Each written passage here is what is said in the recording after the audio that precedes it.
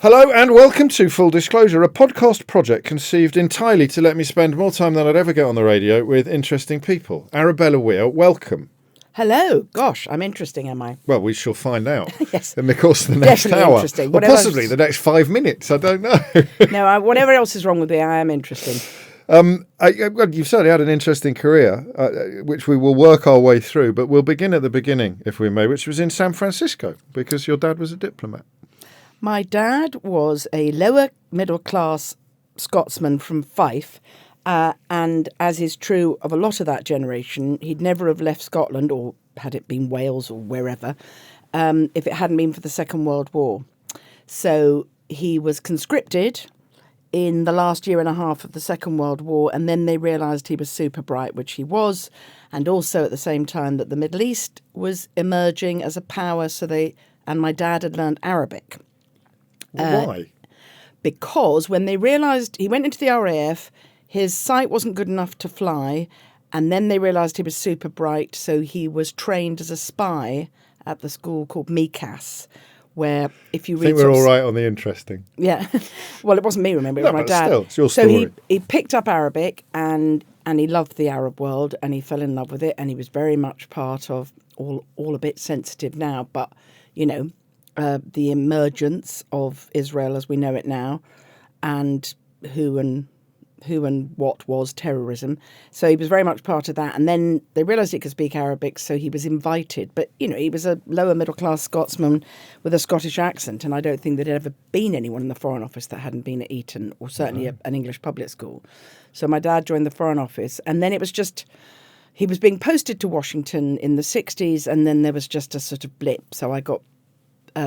born in San Francisco because we were there for a few months while they waited. But of course, everyone thinks I'm American, which I'm not. I just got born there. I have got an American passport. Don't tell the Inland Revenue. Snigger. Was he actually a spy then?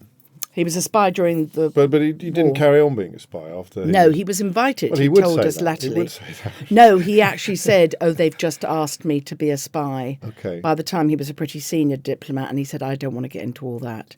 And my dad actually, I think... looking back, probably was quite good at skullduggery. He was certainly very secretive, but I don't think he was duplicitous. I don't think he'd have wanted to be sort of reporting on his friends and that kind of thing. Yeah.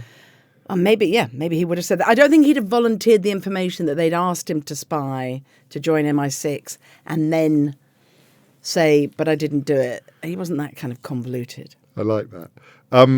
He wasn't a show-off then. He couldn't not be a spy because he'd find it impossible not to tell people. I've just done some brilliant spying. You've got to listen. It's when you get a great secret and you say, I really want to tell you something that's an absolute corker, but I can't. And people are going, well, you've got to tell me now. And you go, I can't. I've been sworn to secrecy, but you know that person. Well, just think about that. And then when I can tell you, I can tell you. Yes. And then, of course, by the time you are allowed to tell people are going, oh, yeah, everybody knows about that. So a peripatetic childhood. A very peripatetic childhood, which... every time I do an interview or someone writes about me, they always say glamorous. But I don't know if you've got children or not, but anybody who's ever been near a child, you don't want to change schools every 2 years. No, of course. And you certainly don't want to do that if your parents have a tempestuous and ultimately very unhappy and unsuccessful marriage. So, had they been a very strong unit... and we'd gone from country to country, changing schools every 2 years, maybe. But you're still, doesn't matter what your parents are doing. When you start new schools, you just want to have a gang of friends and know you'll be there and stuff. You don't want to go. But I'm absolutely 100% confident that's why I became a performer, because I remember thinking when I was about 7 at another new school, I've got to make my mark. It won't be being the prettiest girl at school, and it won't certainly being the most academic. I'll have to be the funniest. God. So, obviously I don't know if I was the funniest girl at every school I went to, but I certainly put a lot of effort into it. So that's the stability question then. So you could have stability in one or the other. You could have stability at home or stability outside the home, but you had neither. So you didn't have I had neither until I got, or neither. I would say neither, I think, instinctively. I might have to think about this later. Neither. I don't know. Neither of them are appropriate. Yeah, no, it's neither for me. Sorry. No, it's not. I'm not correcting you. I'm just saying I say neither, you say neither, and let's sing a song about it. my parents had sort of split up, but they kind of, God, this is so the 60s, thinking, that thing of people thinking, well, if you don't tell children, they won't have a clue about whatever it is. Of course, kids know everything. They may not be able to articulate what it is, but They feel it. they sort of they definitely hadn't officially split up, but they were sort of pretending that Dad was going to work in Bahrain. He'd been posted, as they say in the Foreign Office, to Bahrain, and that Mum was staying behind in London for sort of some unspecified reason. But it meant that I was able to go to a school that I knew I'd be at for the whole of secondary school.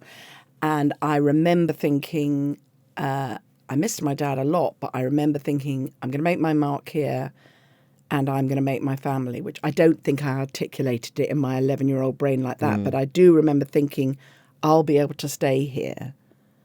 Because although they did try and get back together, my mother went to the Middle East and then sent me to live with some childless friends, which was really bizarre as well. But yeah, I remember thinking, I'm going to stay here. I'm going to be able to make my mark.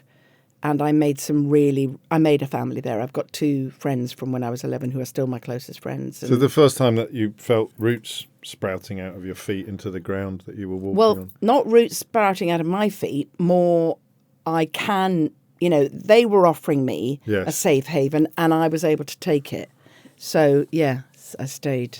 That was Camden Girls? Camden School for Girls, where else? When did you realise, when did you begin to suspect that things weren't hunky-dory between your mum and dad?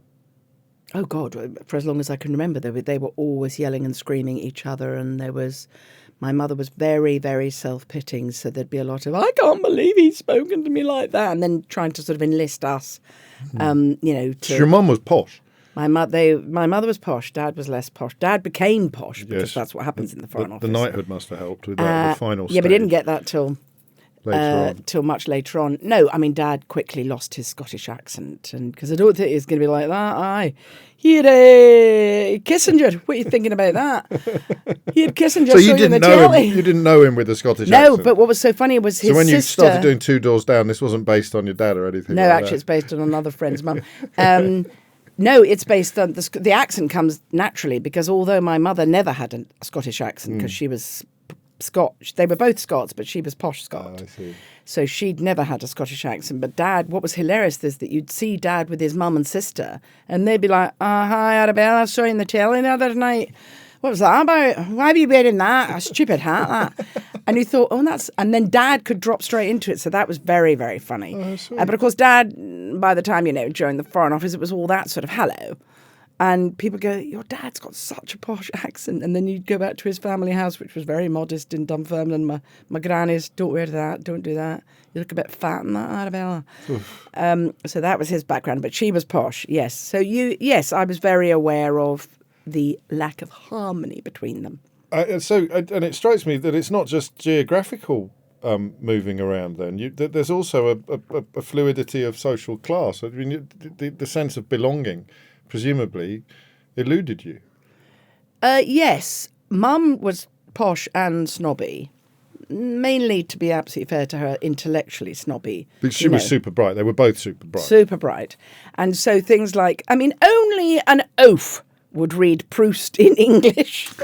Wow. And you'd think, hey, what? Who could possibly read it in French? So yes, she was very posh and snobby, but as I say, mainly intellectually. But I think the dichotomy that we had, my siblings and I, was that we were told absolutely that we were Scottish. Okay. And we were never to think of ourselves as English. And yet we lived, when we moved back to England, in London. And my brothers went to English public schools. And so, I'd never been anywhere in England until I was an adult with my own agency. We only ever went back to Scotland if we were, to see grannies and family. Okay. But we were told we were sort of Scottish princes and princesses, warriors, whatever, and all that sort of thing. But we lived... So that was the more of the dichotomy. I don't think I ever felt... Yes, I'm afraid I'm going to say I don't think I ever felt worried about my entitlement. Okay, yes. You've already alluded to, you've been self-deprecating about your own intelligence. compared to your parents. When did you begin to think that you possibly weren't going to live? Well, they told me I was. They both of them, said, yeah. because I'm aware of how cruel your mother could be to you. But Yeah. your dad would join in on that side of things. No, the only thing they united on was that I was too, in inverted commas, fat, and obviously must be thinner, and the other thing that I was too stupid. Because the absolute obsession, well, not obsession, it was just a given. You'd go to school and everybody went to Oxford, as they did. And there was absolutely no chance that I was going to be doing that. I think that was pretty clear from when I was about 13. I'm not saying maybe I would have been bright enough, but it was just not something, I was never, ever trying at school. Never, ever. The only thing I was trying at school was to be funny and popular, and I achieved that pretty well. But I mean, my absolute obsession, my sort of addiction every day was that I had to make the whole class laugh. I had to make a teacher cry or a teacher walk out. And I was like a killer. I mean, I do not advise any child to do this. Yeah. But for me, that was sport. I mean, I realise now I was a bully to teachers, never ever to a contemporary, but to teachers. I mean, if I smelt blood, they were finished. I'm quite scared. And no, someone I don't do said it now. That. Well, you say that. The skills never leave you, do they? One of your contemporaries said, in fact, I think, that you were people were either terrified of you or best friends with you, and she was terrified of you. So you were quite scary, I think. I was probably scary at school. Listen, anybody, Certainly. And I don't think this is bullies, actually, I was fearless. Yeah. And I felt pretty unloved. Well, I knew I was unloved and I knew I was unlovable because I'd been explicitly told if I wasn't thinner, I wouldn't be as loved.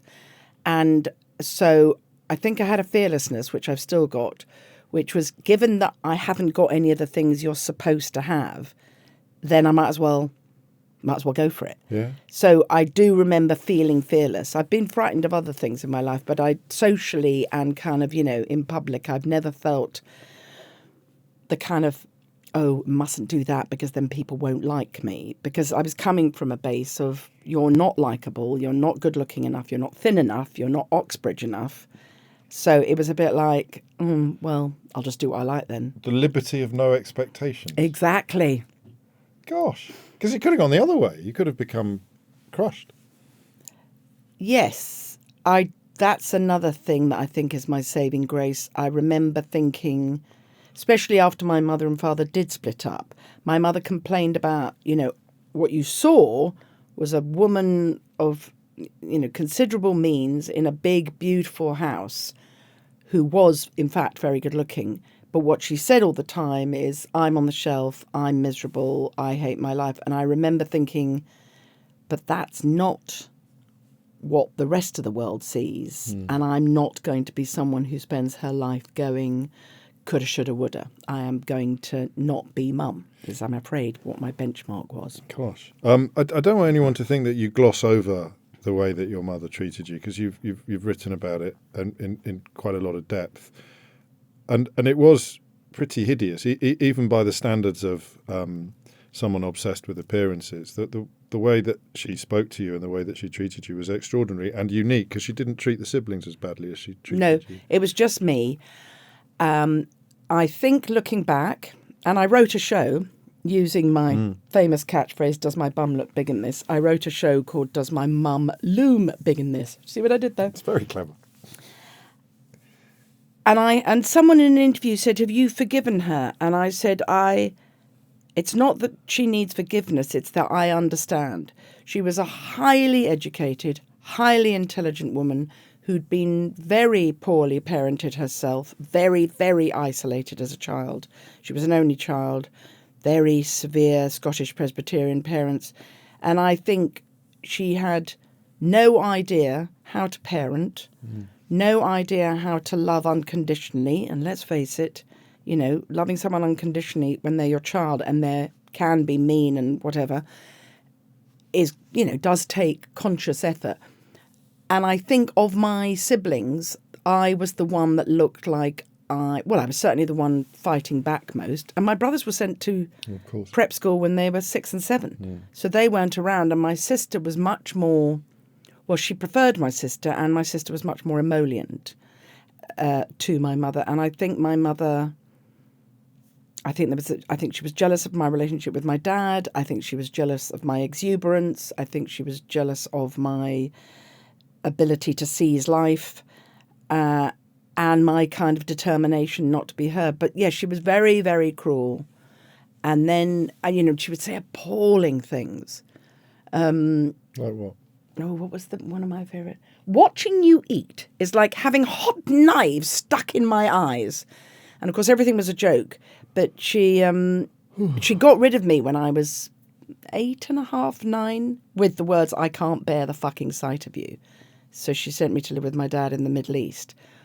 But I must have blocked it out at the time, because what I believed for a bit while I was in Bahrain was that I was there, and certainly what she told me was because Dad missed me so much. Mm-hmm. But I do remember her saying, "I can't bear the fucking sight of you. You'll have to go and live with your father." I think I think she was depressed. Yeah. I think she, long-term depressed. I think she was an extremely badly parented person herself. And also, much more importantly than anything else, she was just old enough. She was just at the right time to profit from sort of feminism, but not in a way that she would have been able to now. She was ridiculously highly educated and then supposed to look good in a cocktail dress supporting my father's career. I mean, yes, I know diplomatic wives sort of, do good works in the countries they're in, but you're just following someone around, really. And I think my mother was mainly frustrated. Disappointed. Man, she was disappointed. Oh, boy, she was disappointed. And she had so much potential. Yes. But that was, I suppose, what was a big learning curve for me, because not learning curve, like a tool, because I remember thinking, she has got so much going for her. She is so bright, and she was very beautiful, but she thinks she's shit. God. And she was also incredibly funny. She was very, very funny. So I probably got that off her. But yeah, I just remember thinking, I'm not going to be spending, whatever happens with my life, I'm not going to be going shoulda, coulda, woulda. Some of that sounded like forgiveness. Yeah, I mean, I loved my mum and I cared for her, and I could see that she was a desperately frustrated, unhappy woman of her time. But she also ought to have done a better job with me. Yes. I mean, explanation can only take you so far. It can never be excuse. So in Bahrain, what was life with your dad like? I mean, that must have been chalk and cheese, no? Well, except for my dad wasn't around very much. Right, and okay. I didn't realise, because what was I, 9.5? I can't quite remember. It was before I came back. That's why I came back to go to school, secondary school. He was having an affair, and well, I suppose it'd be called an affair, even though Mum wasn't there, because Mum and he were married. And and I think, looking back, that my dad thought he was being very clever hiding it. And but actually, I was mainly very happy there, and my dad was nice to me. I mean, he would go, "Oh, darling, it makes me very unhappy to see you looking so podgy." So he would say things like that, and I did and that's, I'm absolutely sure, the grist in my oyster, assuming I'm a pearl, because I remember thinking, no, he definitely shouldn't be saying things like that. You knew that? I knew it, but I also thought, this is my life's truth. Yeah. I knew and believed he was right. I shouldn't be that podgy, but I also knew he shouldn't be saying it. Okay. So I did think he's absolutely right. I ought to be thinner. And girls must be thinner and pretty, because that's what they're supposed to be, pleasing to all men, including their dads. But I also remember thinking, I'm absolutely sure you're not supposed to say things to me like that, because aren't I just supposed to be loved because I'm your daughter? But my main memories of life in Bahrain with Dad were very nice. Did you ever talk back to him when he said things like that? No, because unlike my mother, who would F and blind at the drop of a hat and give you full report back if you ever went. I mean, my mother and I would F and blind at each other all the time, right from an early age. But Dad would do that kind of, I'm so disappointed, you've made me very sad. Guilt trip. Right. Not passive aggressive, just more kind of, I can't believe you're talking to your daddy who loves you so much like that. And I think, oh, here we go. I remember a few times. Quite manipulative then. Well, just sort of don't be horrid to daddy. Yes. Yeah. I mean, I didn't think of it as manipulative, more I can say what I like, but don't make me pay the price of what I've said. So, yeah. And it wasn't confined with your mum to private moments. She'd do this publicly quite happily. Oh my as well. God, no! The more people around, the better. How fat you are, and and watching you eat is like having hot knives stuck in my eyes. And Mum would do it for an audience and enjoy it. There's a bit of a, I don't know what the word is here. Because it's not normal what you're talking about. So, some of the expectations were normal. As you've said, the stereotypical expectations of what a young woman would be at that time. More in your mum's era actually than in your era. But the hangover was still big. But this is very abnormal. So the expectations might have been relatively normal. But this articulation of those, most parents, even if they were worried about their daughter's appearance, or concerned about it, or whatever the word is, they never would have spoken to her like that. I don't know. When I did the live show, the amount of people that went, oh, my mother wasn't very nice to me. Sure. I think if you manage to get, unfortunately, a frustrated, thwarted mother, I think the mothers being jealous of their daughters is a bigger thing than people think. But yes, I mean... And their daughters-in-law, I think, sometimes as well. Of course, my mother's get out of jail free thing was that it was funny.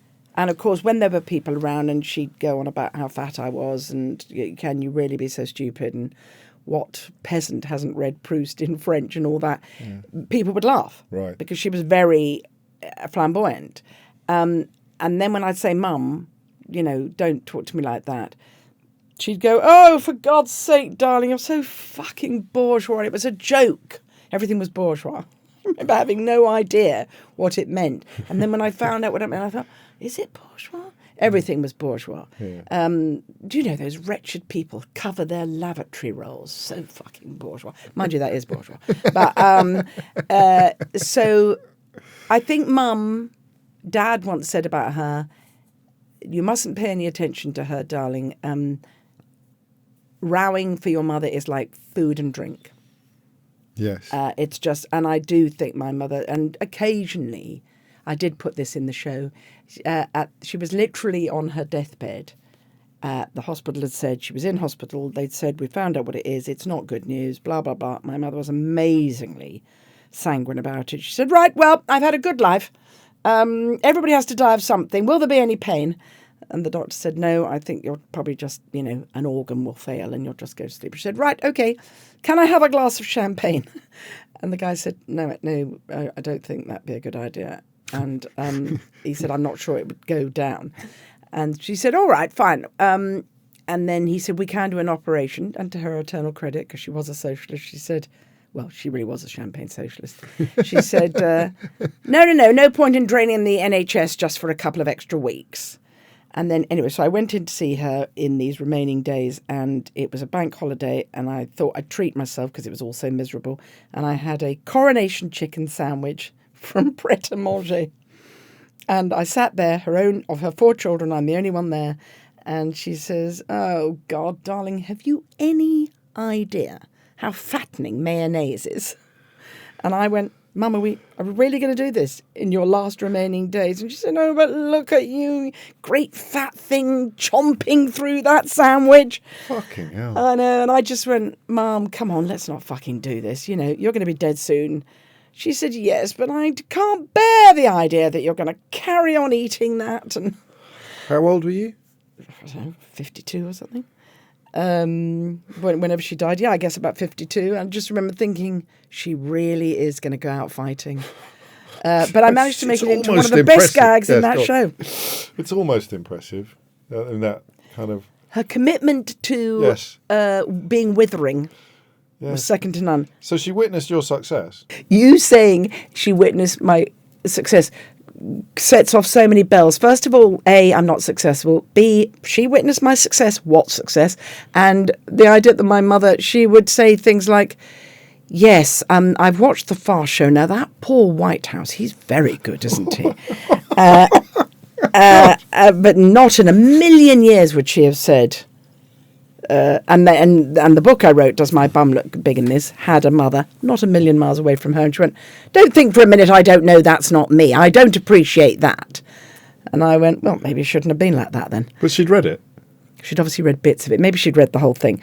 Somebody rang me up after she died. One of her friends said, I want you to know how proud your mother was of you. And I said, well, she might have let me know, because I don't ever remember her going, well done, darling, because that book, Does My Bum Look Big in This, was in the bestseller list, the top 10 for months. Yes, I know. And, I mean, you see it already. I'm thinking, I shouldn't have said that. How embarrassing. What a wanker. Talking about her book being... But the point of the story being, the reason I'm telling it is because my mother went, yes, but I mean, lots of crappy books are in the top 10.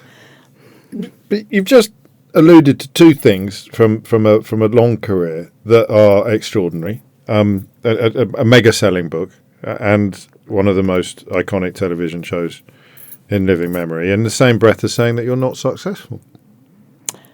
Well, I obviously know I've got a nice house and I don't have a mortgage. So I know I am successful in some ways, but I don't, it's how you measure it, isn't it? I've had the admiration of my peers, and that's the thing that felt closest to success. Right. People saying to me, oh, you're in that, I like that. And me thinking, well, I like you. So that's great. But, you know, in my world, there'll be plenty of people going, oh, I've never seen that. Oh, right, that was years ago. Oh, that's a bit rubbish. Or, you know, and you go, oh, yeah, thanks. I think the very nature of performing will be that you never ever go, yeah, I mean, I think I've pretty much arrived now. I'm pretty much it. Yeah, that's me. Because you'll always go, no, she's really good. Yeah, and you're always conscious of the next job, I suppose. So let's rewind to Camden Girls. I see your childhood is clearly split in half, isn't it? There's preschool and there's pre-Camden School for Girls, and then there's Camden School for Girls, where I found a family, well, really a tribe, and I absolutely flew as the naughtiest girl at school, which may seem not something to be proud of, but I was inordinately proud of that. And the fact that I was naughty and that I could make an entire room laugh. And I had my tribe, you know. But you also, people might be surprised to discover that your mother was a teacher there. Yes, one of my proudest moments. Again, you've got to put this into context. I'm 13 years old. She said, I was in the staff room today and they were all talking about you and how awful you are. I couldn't hold my head up. And I literally went, oh, yes, sir, get in. And was that genuine? Yep. Genuine pride. It wasn't like brave-faced pride. It wasn't strapping on, you know, the old therapy suit of armour, the survival personality. I was absolutely thrilled. I'd upset my mother. Tick. Teachers were talking about me and saying how awful I was. Tick. And then I'd made my mark. And I remember thinking, and then the added bonus was that she was embarrassed. I just remember thinking, also, I mean, I have to say, it wasn't a school where there was any prospect of being kicked out. So I didn't suddenly think, oh, my God. I thought, oh, yes. And then I got suspended, so I was extra pleased. What did you get suspended for? Oh, something minor in those days, like going to buy sweets out the back of the thing. But no, not. I mean, we did used to smoke weed and everything at school, but they never caught us doing that. Did you enjoy any of it, like the stuff you're supposed to be doing at school? Yes, I loved English literature, and I remember loving reading and having to hide that from my mother because I didn't want her to know I loved reading because that was her subject. Because she'd ruin it for you? No, because then she'd go, at last! Oh, I see. You've seen Jane Austen. It's taken me this long. I can't believe. So I would read in secret. And also, I loved the sixth form. Everything else felt like something you had to do, and I've never been very good at following the rules. But sixth form, you were doing voluntarily, you were doing subjects you'd chosen, rather than everybody must have a maths O-level, which I don't have, and all the other things. And you were doing a subject. I loved my teachers, I loved the subjects, and I loved That seemed really interesting. Maybe I was too clever for GCSEs. Yes, for the broader curriculum. Wasn't there a hiatus? Didn't you leave school and then come back for sixth form or not? No. We went Camden Straight School through. for girls. You can go to now. Yes. In the sixth form, but you couldn't in those days. Oh, I see. You just went all the way through. So when did Bazooka Joe come about then? When I was not paying attention at school. Right. I had a friend who said my brother's got a band and they want a girl singer. And so I went, yeah, all right. And I was, my God, I think I was 15. It's hard. Or maybe I was in the sixth form. Maybe I'd just turned 16. Anyway, so I went and met this person, Daniel Kleiman, still one of my closest friends. And I had to sing a bit. And he had a band called Bazooka Joe and the Lillettes. Very nice. Which was me and another girl singer. And we would do all kind of, they were all at art school. So the boys were 2 or 3 years older than us. And they would do, you'd have sort of Hampstead Town Hall and, it's embarrassing now, but, public school dances like Highgate and UCS and stuff. They'd do kind of dances and they'd hire this band, which was basically in North London. I mean, we did quite a lot of pub gigs, which also seems incredible because most of us weren't allowed to be in the pub. But yeah, that was very good fun those years. So had you framed a performing ambition then? I mean, or was it just a complete coincidence? No, I knew I wanted to be an actor by then. Right. And did you do any acting at school? Oh, I was in Antigone once, and that was a big mistake. Really? Because, of course, all the productions we did at school were sort of serious, Sophocles or whatever. And don't write me a letter. I know Antigone's not written by Sophocles, or if it is, still don't write me a letter. Sure. I can't believe you went on that show and said Antigone was written by Sophocles. My mum's still with me, and my dad. I only know the Jean Ennui version. So okay. It was that one then. It was that one. and probably in French, obviously. Yeah, so I'd where done a did bit that of come acting from then? If you hadn't done much, was you just because the class clown often, but not always, thinks that you can segue effortlessly from performing in front of all your mates to performing in front of theatres and. Well, when I was 12. A girl at school knew a boy she'd been, obviously we were at a girls only school, and she knew a boy she'd been at, and of course I hadn't been at a London primary school, but a girl at school had been at a London primary school with this boy called Toby Rice, and he and I formed a friendship at 12, and he took me because he stayed at weekends with his parents were divorced, right. And his dad was a film director called Karel Rice, Karel, who was a Czech. I was going to say Wunderkind, but I mean something much more. He was a Kindertransport. Right. And Carol and his American wife, Betsy, instantly took to me when I was 12. So I would spend a lot of time there, and they were my surrogate parents because my mother was now single and at her most sort of unhappy and crazy, and certainly no food in the house. So I would... that was probably the first time I'd ever been fed in front of adults and no one said anything about the amount I ate or how fat I was or how unentitled I was to the food or how watching me eat was disgusting because I was so fat. And so I spent a lot of time with the Rices, and she was an actress and he was a film director, and they were very encouraging of it. Gosh. So I think it was probably a lot to do with Karen and Betsy and them encouraging me. And it was a world, round there you'd meet. I met Christopher Reeve and Meryl Streep, and because Carol directed a film, her first big film, French Lieutenant's Woman. Yeah. And so I just remember feeling that this was a world in which you could be safe and accepted, even if you were kind of a bit of an outsider. Yes. So then as your A-levels approached, that you're thinking, that's what I'll do next. I'll try and get a training? Or I'll try and go to drama school. Okay. So why didn't you? I did go. I failed to get into every reputable drama school. So RADA Central, all of them, every single one, Guildhall, every single one rejected me more than once because I retried, and I ended up going to a pretty crappy drama school in Golders Green where I, looking back, probably learnt nothing except for maintained my belief I was going to do this. That's an achievement.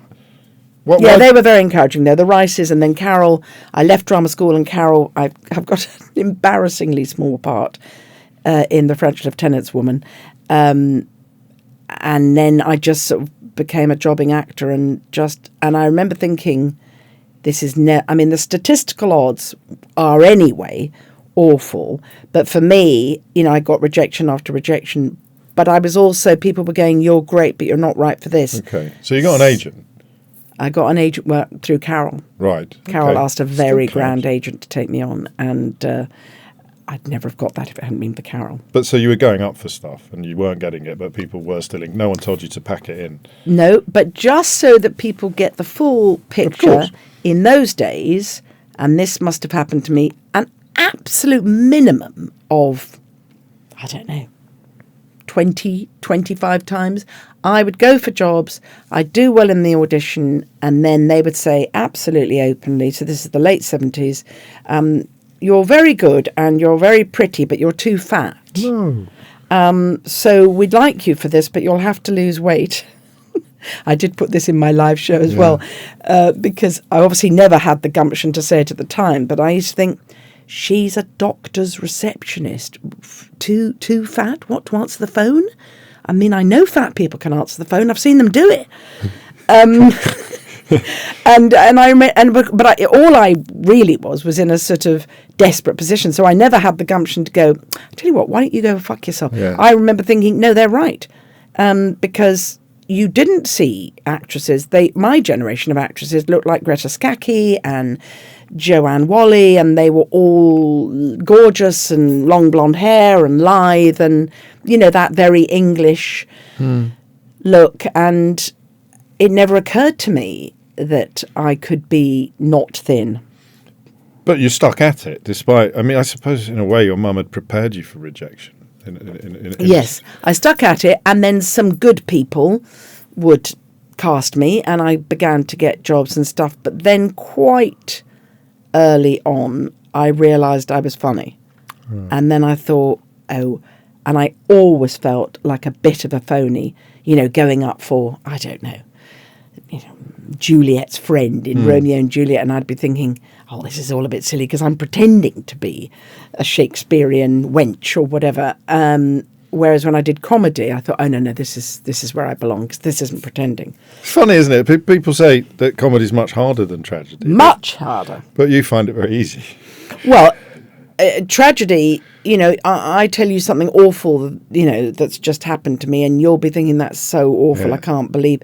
But if you say to me, right, make me laugh in the next 10 minutes, it's going to be a lot harder than me going, well, what you don't know is that my friend did this and then that happened, and, So then, that there's a difference between playing comic roles and within a bigger piece and setting out just to do specifically funny stuff. To do performing and starting to write your own stuff, or does that come a bit later? Well, I met some people. I've always been very fortunate. I've been always very, very gregarious, and I'm always prided myself. I've been determined to be good company, because I had this constant thing of nobody will want you in the room because you weren't at Oxford, you're not thin enough, and you're not pretty enough. So you'll have to work 10 times harder than anyone else because you've got there's no reason for you to be there. No one's going to want to talk to you about Proust. That's him again.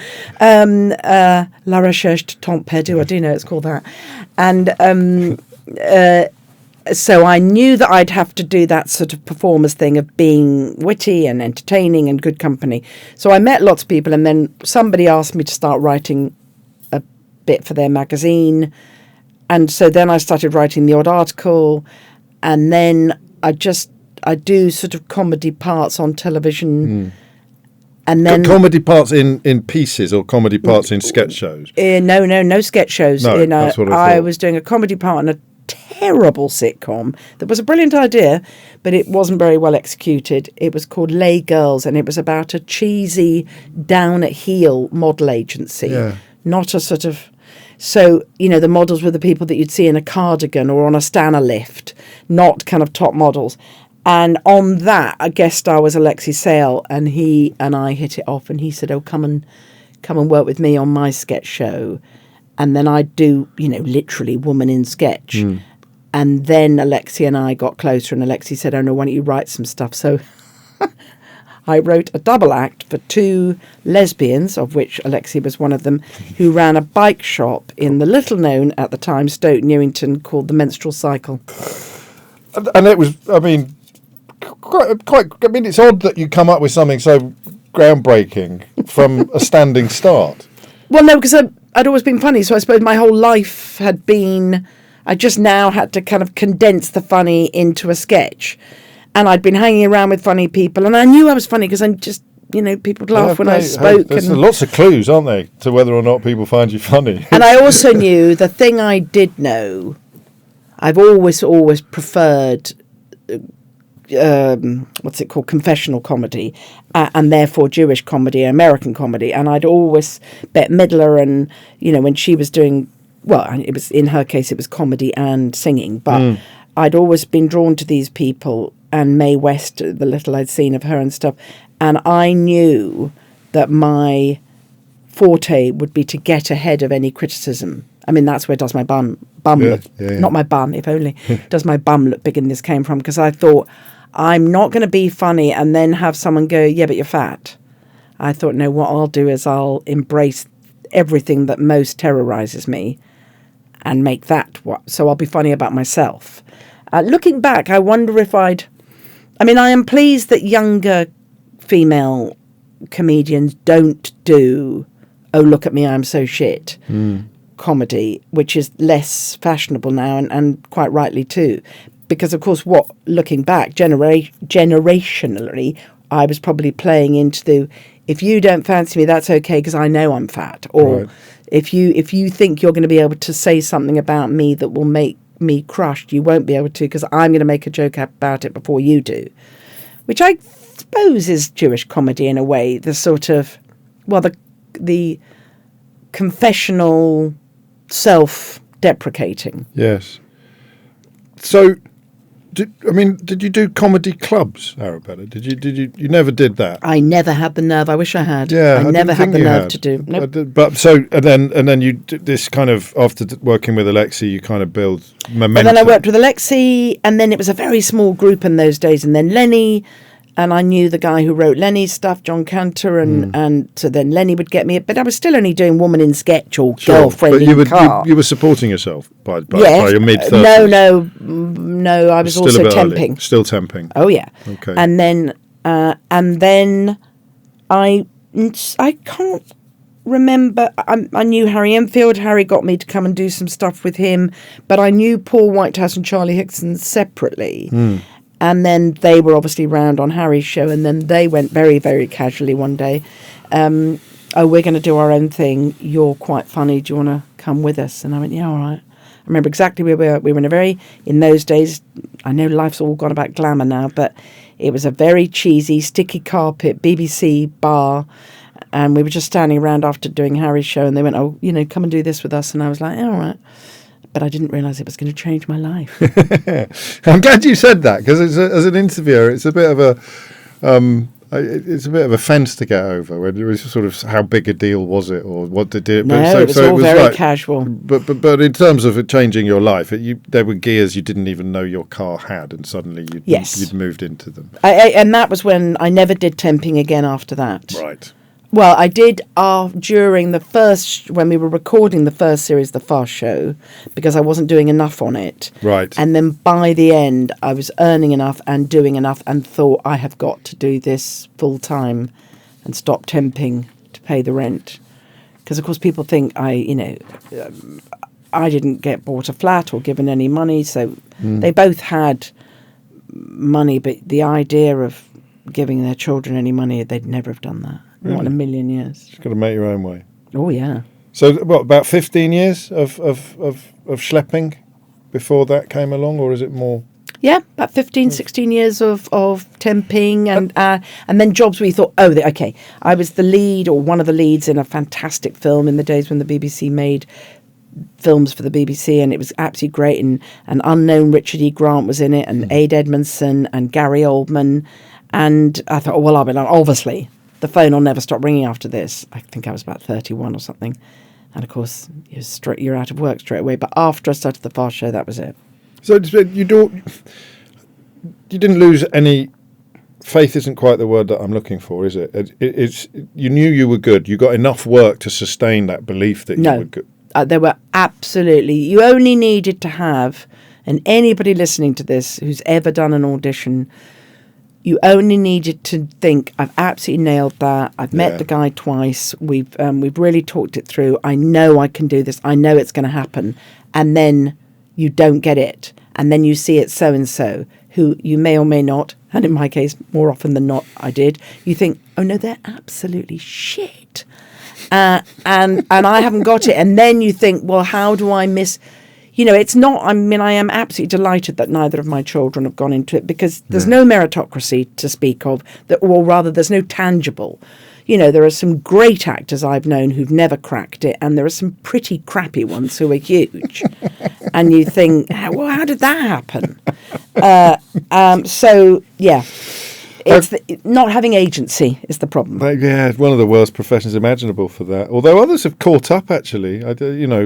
People thinking about going into, I don't know, journalism or performing now, they've got agency in neither. You might as well have a crack at being an actor, because there's no security in journalism. Not that that's something that I wrestle with as I look back over the years. How fast did the fast show rocket go off? How fast did it go up? Second series. Right. First series, we got a bit of a kind of, oh, you're in that and I love it. But certainly not, wow. I mean, I doubt the BBC, I don't know how the BBC works now. But at the time, they were committed to Paul and Charlie and their genius, which they are. And so we got a second series, even though we'd got very good reviews, apart from that famously bad one from Matthew Norman, who said that something like Paul had to go back on bended knee and beg Harry to never let him be on his own or something. And then, of course, Matthew Norman had to. Don't know why I'm giving him any airtime. Cut all that out. So second series, and then you suddenly realise people were shouting your catchphrase in the street, and people would go, and suddenly, from being the girl who'd been at the party for the last 17 years going, any chance of a dance? And anybody going to fancy me? You become the one that go, you, would you like to do this? Would you like to do that? And you're thinking, oh, my God, I've been here for 17 years, and now you're noticing me. I suddenly went, oh, okay, right, okay. Now I know what I'm doing. Hit my stride. Did you love it? Absolutely loved it. Thank God for that. Absolutely loved it, and felt not vindicated, but I thought, I love what I'm doing, and I feel so blessed and lucky that I've never said blessed in my life. I can't believe I said that. I felt incredibly lucky that I was getting to do something I thought I was good at and that people liked. So, yeah. So you do get a form of agency as well. I mean, I know you can never pick and choose jobs or guarantee that you'll get something, but there's a solidity that comes into your career at this point. Yeah. And well, you're getting recognition from not only your peers, which is lovely, but from sort of strangers, and you think, oh, well, okay, that's very nice. They like me. I've done something. I've tried to make them laugh, and they're agreeing that I have. Why was it so? I mean, obviously the short answer is because it was so funny. But what nerves did it hit? I think the fact that we weren't Oxbridge. Yes. We weren't a gang of Oxbridge boys and girl. That it had something for it was pretty classless. Yes. And I was thinking about this the other day, and I thought, I'm sure that had something to do with it, because good as not the 9 o'clock news was, that was Posh Boys and a couple of others, but it sort of was very Oxbridgey. And I think, and, Fry and Laurie, great as that was too, I think the fact that it was classless, and also that there were so many different characters, that it just kept coming, and then that it was fast. Yes. And I mean, part of the reason you're here is because you're going back on the road with all of them in November. What is the chemistry? So Paul and Charlie it was Mum and Dad. Yeah. And then how did they pick the other children? Who Simon Day and they'd worked with Mark Williams on a pilot for a sitcom, and they knew he was good and funny, which he is. And then I've forgotten. Oh, somebody recommended Simon Day to them, and they said, do you know any people that are funny? And he went, oh, there are these people on the circuit. And it was John Thompson and Caroline Aherne that Simon knew from the circuit. And then Caroline did the first series only. And then, she came back for a sort of sketch here and there, but only. and I was just because Paul and Charlie knew me and thought I was funny. Well, tell me a bit about chemistry. How do you know? Maybe you can't. Maybe you can't. It's not something that can be put into words. But the lines are there, and other people could have done them, and it would have been funny. But something magical happens when it's exactly the right people doing exactly the right lines. Can you feel it when it's happening? No, because of course, if you study, which I very much doubt you will or indeed should, at the Fast Show, it's actually a load of people doing separate things. Yes, of course. So we're not Fleetwood Mac or the Beatles or whatever. We all get together, and the way he plays the guitar absolutely chimes with the way I sing. We're in fact a sort of mosaic. We're connected, and we. Some of them are pretty shit in my sketches because everyone was like only interested, not me. I always pulled my weight, but when I would get some of them to whatever reason have to be in a sketch of mine, it'd be like, you're definitely not putting in the same effort you put into your own sketches. I think they'd probably feel that now. Really? Oh yeah. That's fine. But and what happens when you all get back together? Because it was life-changing for all of you, including Mum and Dad, wasn't it? Yes. What happens when we get back together? It's same old rowing. No, I'm not. Oh, I don't want to eat here again. Oh, God, we're always in here. I don't want to sit on that bit of the coach. You always sit there. I want to sit where you're sitting. So we're like a dysfunctional family, but where there's a lot of love and a lot of fondness. And everyone will get what they want from the new show. It kicks off in Cambridge at the beginning of November. No one's going to... You're not going to be like an old classic rock band turning up and playing all the new material. We've got masses of marvellous new material. It's poetry, really. Everyone's brought their own long haiku. What's nice about the live show now is, of course, everyone's doing the old favourites because you don't want to see a band doing their new material.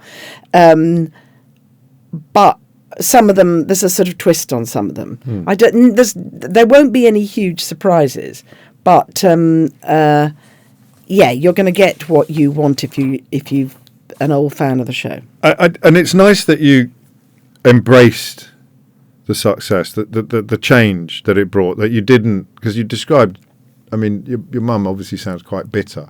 You didn't think that's true. You didn't think I should have had this years ago. You thought, it's almost a better late than never kind of feeling. No, what I feel about my success, and I don't enjoy that word, so let's just say what I enjoy about where I'm at is that I think I've earned it, but I think I am statistically incredibly lucky, because I can think of lots of people in lots of professions, but particularly in mine, who've never earned a living, but who are really, really good. So I feel I put the work in. I feel I've earned it, but I also feel very lucky. You've never lost sight of serendipity. No. And that probably helps keep you sane in your business. In all businesses. Yeah, I think you're just a knob, aren't you? When you think, no, I am the best, and that's why. Maybe you need to be that if you're a Premier Division footballer. Maybe you need to have that kind of single-minded knobbiness. But not that I'm saying all Premier Division footballers are knobs. But I think you need to know that you're lucky and that you did do the work and that you've earned it, but that other people have also done the work and earned it and not been as lucky. Yeah, it's not as common as you think. I don't think that openness, that self-honesty. I'm just a wonderful person. Well, I know, I freely admit, because I'm a big believer in it and I've never been embarrassed, I've done an awful lot of therapy. Okay. And I think I with my childhood, I don't think I could not have done therapy. Yes. Because I had to come to you're a place very where good I understood. advertisement for therapy. Good, thank you. Because everybody listening is thinking, how did she possibly deal with that? And how did she possibly deal with that? And how did she get through that? And how did she end up with that? And the answer is doing the work. And often. What's interesting about therapy, or certainly my journey, there's embarrassing, but still it's not embarrassing. No, the word journey, my therapy journey, is that you'll never rid yourself, or in my case, of the little fat girl going, why don't you love me, mum, and why isn't it okay for me to be here, and why can't I eat? You just have to take her with you and not listen to her when she's going, you're shit, everybody thinks you're shit. Yeah. Don't say you're successful. Nobody thinks you're successful. You go, that's on them, that's not on me. Yes, so she's the little voice, the little fat girl on, as she was seen, in sitting on my shoulder will always be there, but I'm not going to let her run my life. Did your therapy ever encourage you to talk directly to her? Oh, I don't think I ever did that. No. No, I'd have found that a bit embarrassing. That's a little bit American for me. You'd be surprised. Talk to your little fat girl. I don't want to. I don't like her. She's too fat. That's so horrible. We should talk a bit about the books as well before. I mean, you've done loads, haven't you? Because I've done rather a lot. That is a different pleasure for you. A different sort of. It's not 1 minute of it is pleasure. No, that's not true. So you find writing a chore. I really enjoyed writing my first book, Does My Bum Look Big in This? And I enjoyed writing the others, but I am a people person. Oh my God, that's even worse. Are you a people person on a journey? I'm a people person on a journey, on a therapeutic journey. I'm still discovering so much about myself. I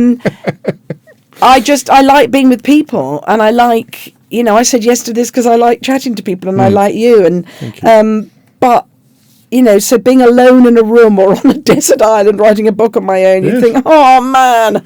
And also, if you're used to making people laugh, it's quite hard when you're trying to be funny, writing a book and going, is that funny? Is that funny? Of course. And then you do it over in your head. But no, I mean, if someone said, you write another book now, I'd go, not a chance. Yeah. So just the right thing at the right time. Yeah. And I was incredibly pleased at how successful they were, but but that's sort of enough already. So, I mean, we haven't touched on formal ambition at all. Like, I mean, apart from, I suppose, I want to get into drama school, or I know I want to be a performer. Have you had things that you've really? I've had a massively successful TV show or a massively successful novel. Is there anything are there any boxes you'd still like to tick? Ooh, no, probably not. And that makes it sound like I'm very self-satisfied. I'm not. But I know, for example, I like her very much and she's a friend, but, I know I'm not Dawn French. I know I never got to kind of what they call in my business a marquee name. But I think given the odds and given the lack of support I had from my mum and stuff, I think I've done pretty well, and I'm sort of I'm okay with my lot. But sure, if someone said be in Bridgerton, I'd go, oh yes, please. I quite fancy being in one of those sort of period things where I'm wearing a corset and stuff. But I'd probably be sitting around going, oh my God, I can't believe I can't get a proper coffee. So yeah, I mean, I'd love to be, but I'm not. I understand the statistical odds. I'm not Leslie Manville. I'm not Dawn French. I'm sort of one down, one across, whatever. And I sort of think, yeah, if stuff comes up, that's, I mean, there's a new trend now, which nobody, unless they're a performer, will be aware of, which is that you do a self-tape, yes. which means you're alone at home. If you're lucky, a friend does it with you with an iPhone, and you do some wretched speech from something. Now, that to me is like doing an amateur porn. It is not that I've ever done one, but it is just professional. It's just exactly. It's obviously it is so miserable and so counter to what I started out, which was meeting people and getting on with directors and talking to them about the project. Now, younger actor friends of mine say, oh no, it means you can control everything, it's brilliant, and then you send it off. But to me, so yeah, I'm not about to be at home going, I don't like what you're saying and you must come back tomorrow. And finally, you've branched out a bit as well latterly in sort of politics and charity and just finding other things that engage you. I'm glad you've talked about that. I am very, very involved through my friendship with Gordon Brown, who I admire enormously. Way back, I mean, I've always been a Labour voter, and way back I met Gordon, and then I was asked to sort of help him with public speaking and stuff, and he's also incredibly familiar to me because he's from exactly the same patch of Scotland as my dad. Kirkcaldy. Well, Dad's not from Kirkcaldy, but he's from round the corner, Dunfermline. Right. Dad was. And Gordon's from, as you know, Kirkcaldy. And everything, Gordon's values speak to me. And so Gordon had a brainchild, which is this charity called Multibank, which is exactly like a food bank, except for no food. So it's blankets, toothpaste. I mean, and this, I've got involved in the last 2 years, much more than, I don't mean as a sort of ha-ha celebrity ambassador. I mean, I'm properly involved, and Yes. that's given me a real sense of purpose, and I absolutely love it. And you got an MBE? And I got an MBE. I don't think it was because of that, though, No. because I've always been involved in my community. I'm a volunteer at a community garden that looks after socially isolated people with mental health issues, and I'm just a very good person. What would your mum have made of the MBE? Oh, that's so naff, darling. What, the question? No. Oh, you're doing your mum. I'm Thank God doing for my that. mother. Oh, darling, that's so naff. One of my family, and they shall remain nameless, without pausing for breath, went, "Oh, yes, right. That's the lowest one, isn't it?" So that's where I come from. It was very nice to be recognised. I obviously don't really, obviously I'm not involved in the empire, nor do I believe in the empire, nor do I want to uphold the empire, but it's very nice to be recognised officially, as it were, for your good works. Arabella Weir, thank you. Thank you very much. It's been a real pleasure.